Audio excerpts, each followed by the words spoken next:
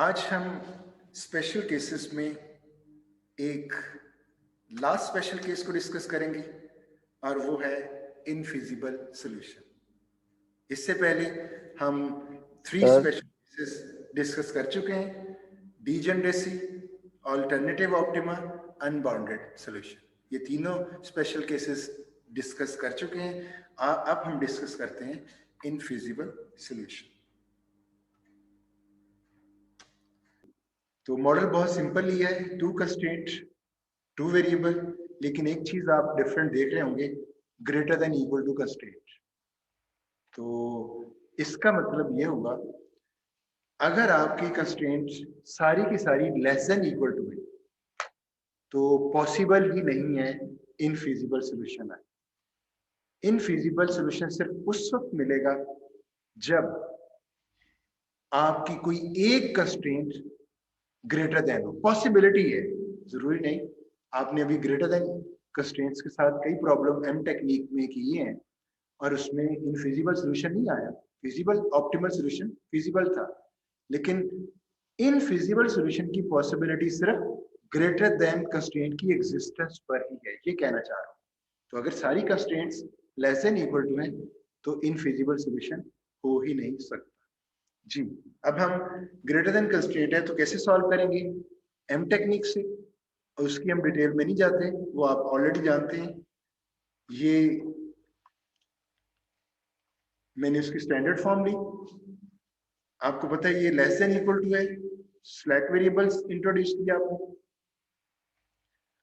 सिर्फ slack variable से equality आ गई। इसमें सरप्लस वेरिएबल माइनस किया, लेकिन क्योंकि स्टार्टिंग सॉल्यूशन में प्रॉब्लम आता है उसके लिए आपने आर्टिफिशियल वेरिएबल इंट्रोड्यूस किया। तो आपका आर्टिफिशियल वेरिएबल्स के साथ फिर आर्टिफिशियल वेरिएबल की पेनल्टी इधर डाली क्योंकि मैक्स प्रॉब्लम है, तो पेनल्टी बिग पेनल्टी एम को मल्टीप्लाई किया आर के साथ। तो आपको पता है मैक्स में माइनस ही पेनल्टी होती है कि आप मैक्सिमम उसको ना होने दें। तो फिर इसकी स्टैंडर्ड फॉर्म लिखी है, ये बन गई। अब अगला काम ये होगा कि हम इसकी डिटेल में इसलिए नहीं बता रहा कि ऑलरेडी हम एम टेक्निक को कर चुके हैं और रिकॉर्डिंग्स भी उसकी पढ़ी। टेबल के अंदर लेके जाना है डेटा। यहाँ मिस कर गया हूं मैं वेरिएबल आर आर्टिफिशियल, तो ये 5 वेरिएबल होंगे x1 x2 और s2 s1 r। और आपको पता है कि ये जो आइडेंटिटी मैट्रिक्स है वो राइट साइड पे आप बनाते हो। खैर, ये डेटा प्लेस कर दें इधर, इसकी डिटेल में भी जाने की जरूरत नहीं। ये m आपने 100 लिया हुआ है इसलिए +100। और आपको पता होगा कि हम सिंप्लेक्स मेथड स्टार्ट करने से पहले ये जो बेसिक वेरिएबल्स है करंट बेसिक, इनके कोएफिशिएंट जीरोस होने चाहिए। वो जीरो नहीं है, 100 है, तो इस 100 को जीरो करने के लिए हम रो ऑपरेशन लगाएंगे और r ये 1 है इधर, r के साथ हम रो ऑपरेशन लगा के इसको ये कैलकुलेशन आ गई। तो सिर्फ न्यू जी कैलकुलेट की है और इसके ऊपर रो ऑपरेशन लगाइए, बाकी डेटा सेम उसी तरह से। जी बताइए, कोई इश्यू तो नहीं है जहां तक? नो सर कोई। अब हम इसको सॉल्व करते हैं और आपको पता है ये maximization problem most negative entering होगा। रेशियो कैलकुलेट करते हैं, ये मिनिमम लिविंग वेरिएबल S1, तो S1 की जगह x2 एंटर होगा और पिवटल फॉर्मूला से न्यू पिवट रो कैलकुलेट हो जाएगी। जी रो ऑपरेशंस के जरिए न्यू जी कैलकुलेट कर सकते हैं, आर और रो ऑपरेशंस के जरिए न्यू आर रो भी कैलकुलेट कर सकते हैं। आपने ऑप्टिमलिटी देखी, ऑप्टिमलिटी अचीव हो गई। अब आपका सॉल्यूशन ऑप्टिमल है, लेकिन आर्टिफिशियल वेरिएबल ऑप्टिमल आइट्रेशन में एग्जिस्ट कर रहा है।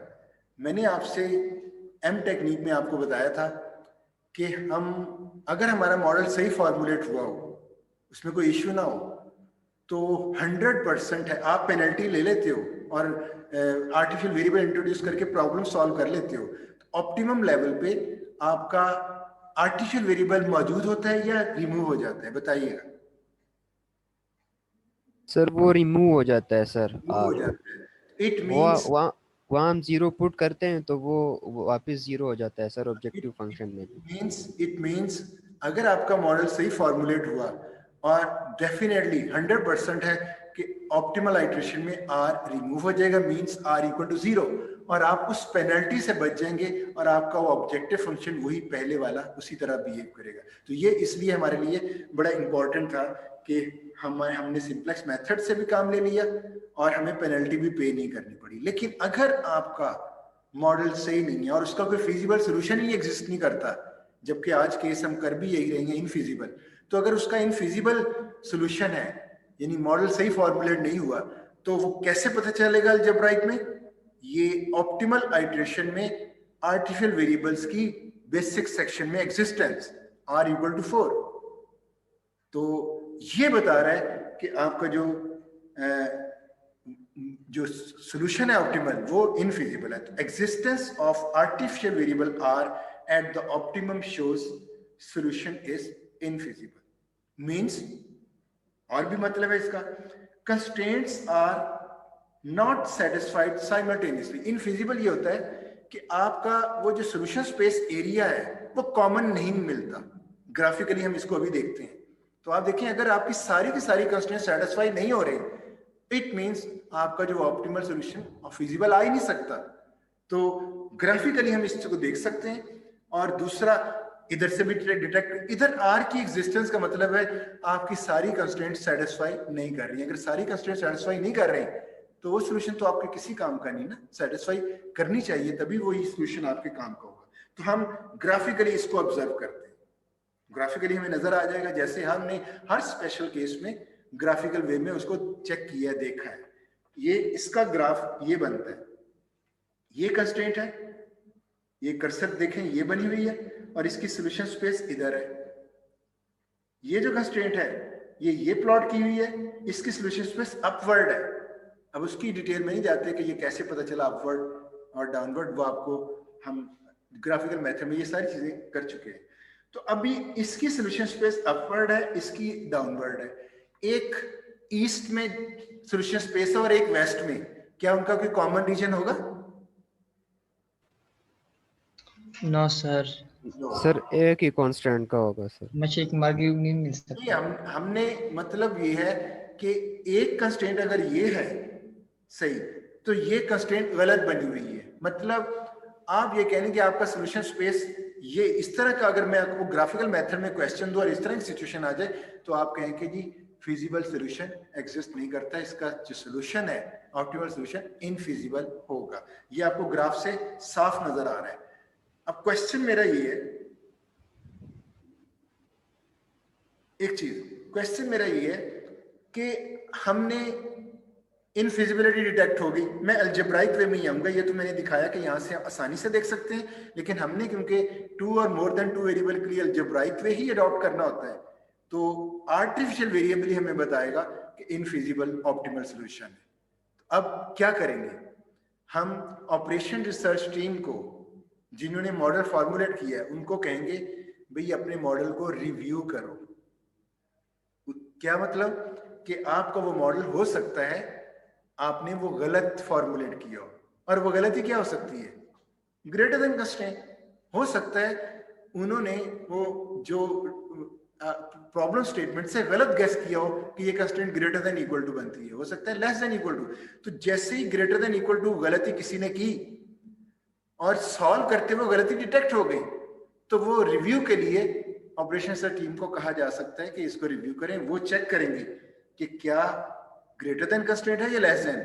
अगर तो उन्होंने गलती से ग्रेटर देन लिखा, तो वो इसको लेस देन करके आप प्रॉब्लम, जब लेस देन होगा तो आपको पता है, मैंने अब शुरू में कहा था, this situation never occur if all constraints are of less than equal to types. अगर लेस देन इक्वल टू सारी कंस्ट्रेंट्स हैं तो पॉसिबल ही नहीं है कि इनफिजिबल हो। तो ये रिव्यू में एरर पकड़ा जा सकता है।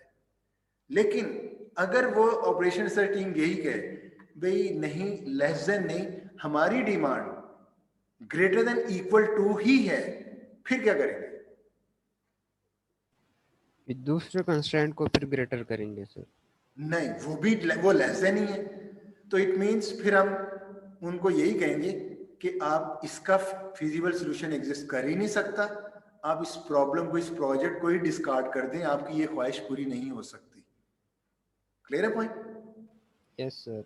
तो यस इस सर। इसमें सिंपली इतना है कि अगर किसी ने मॉडल गलत फॉर्मुलेट कर लिया है तो आर्टिफिशियल वेरिएबल आपको ये गाइड कर रहा है। ये एडवांटेज है, आर्टिफिशियल वेरिएबल की एग्जिस्टेंस एक तरह से एडवांटेज बन गया है कि वो ये बता रहा है कि आपका ऑप्टिमल सॉल्यूशन इनफिजिबल है। ऑपरेशन रिसर्च टीम अगर रिव्यू करती है और देखती है कि हमसे गलती हुई है, टाइपिंग मिस्टेक, तो वो उसको दुरुस्त कर लेगी, तो आप दोबारा सॉल्व करेंगे, आर्टिफिशियल वेरिएबल रिमूव हो जाएगा।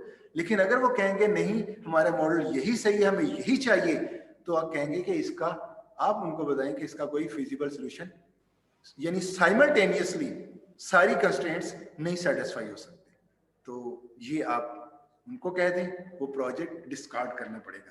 आई होप आपने ये अंडरस्टैंड कर लिया होगा। 4 केसेस हैं, 4 के 4 हम डिस्कस कर चुके हैं। जी बताइएगा। यस सर, क्लियर हो गए सर सारे। तो देखें